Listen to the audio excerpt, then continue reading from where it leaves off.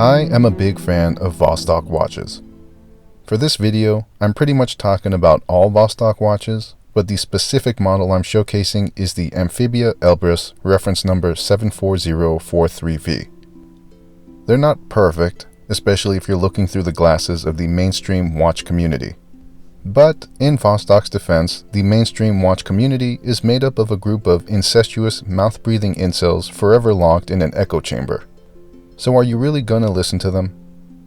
Seriously though, they can be a hard sell, because they do stray quite far from what you would usually expect from a quality watch. When taken at face value, I wouldn't blame anyone for walking away. But watches are a strange thing, and they can't really be taken at face value. They're a culmination of nuanced, intangible things that combine logic and insanity together, and somehow it all makes sense. So here's my logic, or insanity. Vostok watches come straight out of a time capsule. Forever trapped in an era of Soviet struggle and Cold War tensions, these watches capture the essence of Russian utility that is both effective and endearing. Admittedly, they lack a certain refinement often associated with luxury watches, but that only adds to the many reasons why people like you and I enjoy them so much. If there's one word I would use to describe the Vostok watch company, it would be struggle.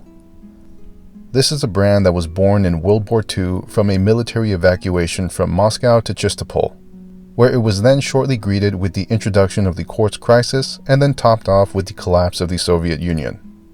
If there's a more difficult way to keep a watch company alive, I don't want to hear it. Despite all of that, this is a brand that has maintained its identity, never forgetting where it came from and continuing their legacy of resilient watches. One of their most enduring contributions has to be their Amphibia case design. The case back consists of a locking ring and a plate. This means the force applied to the internal gasket is directly linear and effectively removes all risk of shearing or over-torquing. And much like a compressor, it also means that it uses water pressure as a way to increase water resistance. It's a solution that uses the challenge as the answer, which is just pure engineering perfection.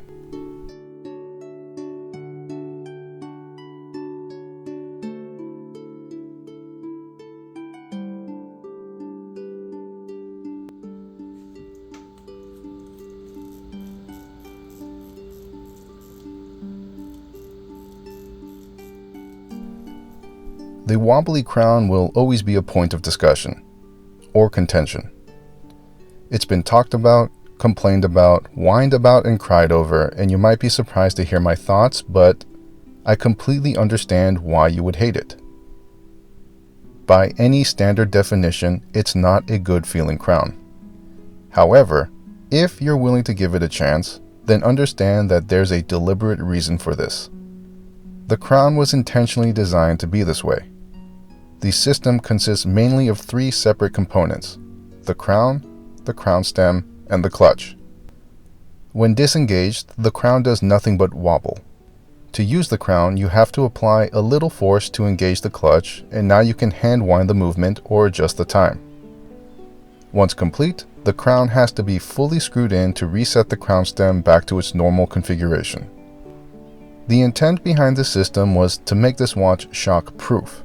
Soldiers will literally find any and every way to break something, and having a less rigid crown, in theory, would be harder to break if dropped or used incorrectly. Is it practical?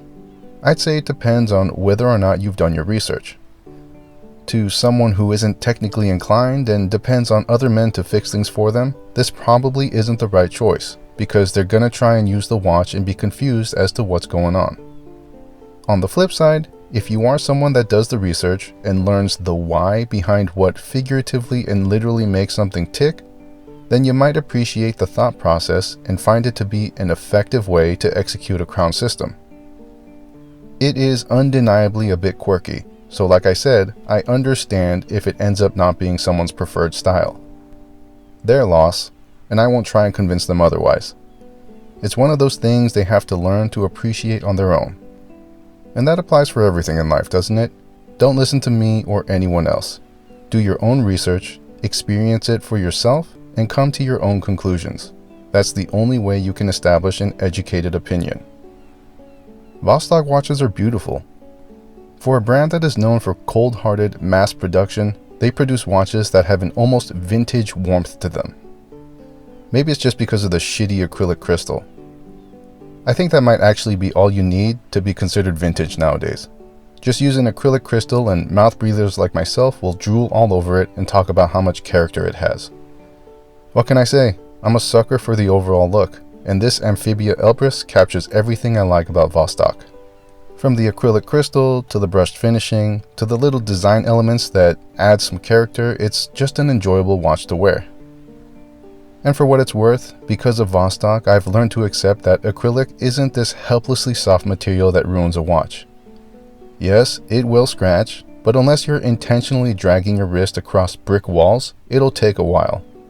And unless you're obsessing over it 24/7 with a magnifying glass, you don't really notice them. Every 6 months to a year, I'll spend a grand total of 10 minutes sanding down the crystal with some 1000 grit sandpaper and polishing it up with Polywatch, and it's good as new. Call me crazy, but I enjoy that process. Plus, half of you motherfuckers can't keep a watch longer than 4 months anyways, so I promise you, acrylic crystal is just fine.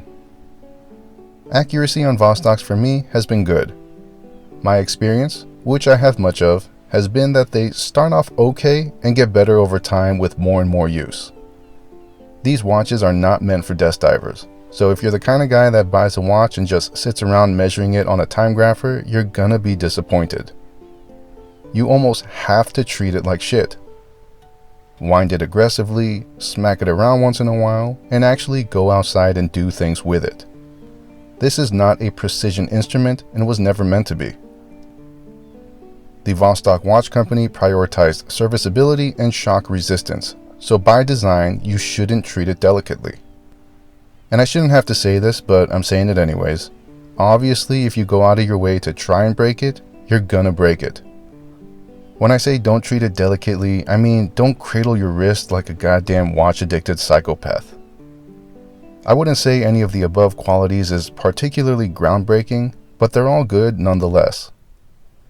At the end of the day, all I can really say is that I am a big fan of Vostok. The brand's history, the intent of their design, and their unapologetic approach to the community is something that resonates with me.